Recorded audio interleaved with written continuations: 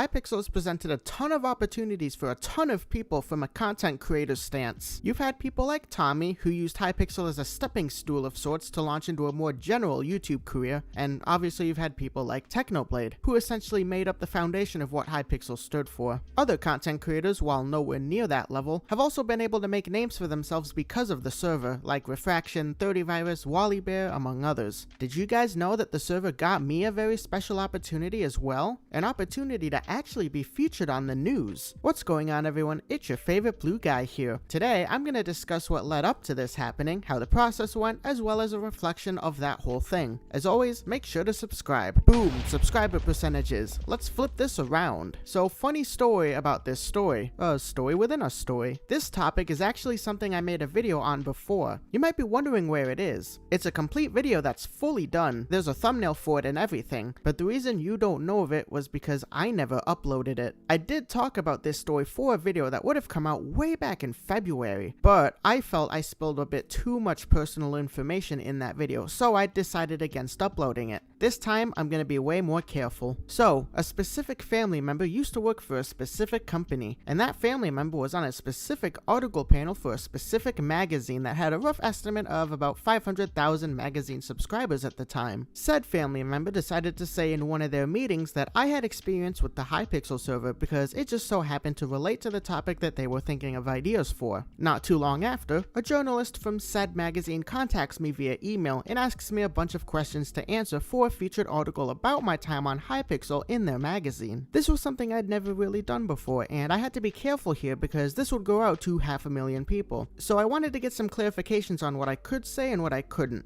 and there was no better person to reach out to for that than Simon himself. Back when I still had the Simon Twitter follow, I reached out to him and let him know that I was being interviewed for this physical magazine about my time on the server, and basically asked him what I could and couldn't say. Naturally, his first response was to request the server not be mentioned by name whatsoever in the article. Normally there would be no problem with that, but one of the main focuses of the article was my time with the Hypixel show, which is that housing show I did. So I couldn't mention the name of the show by direct name, which was gonna look really weird in the article. So I share my answers with Simon, and we kinda go back and forth until I share answers that he gives the approval on. I then send my approved answers to the journalist, who thanks me for the time and tells me the magazine won't be out for a few editions. So I'm now sitting here wondering how this is gonna turn out, and whether the article itself is gonna turn out to be good or not. And then out of nowhere, the article was released and included in that month's physical edition, sent to over 500,000 of their subscribers. The article itself was alright. Back then I was really proud of it because I didn't think anyone at that time period that was still a player without any special role or anything had a full article in a magazine that big be written about their time on the server. Back to the article itself though. The magazine company not being able to use the name Hypixel really made it a bit confusing without context that the physical readers wouldn't understand. For example, I wrote 38,000 posts on what? What do I have 1,500 followers on? What does a Minecraft show even mean? Looking back in retrospect, I'm glad that it was something I went through. This was quite a few years ago at this point, and I have to wonder if all those moms who received the magazine in hard copy still remember that article. There has to be like one at the bare minimum, right? Anyways, I do hope you guys enjoyed this kind of wacky moment from a while ago. Subscribe if you did,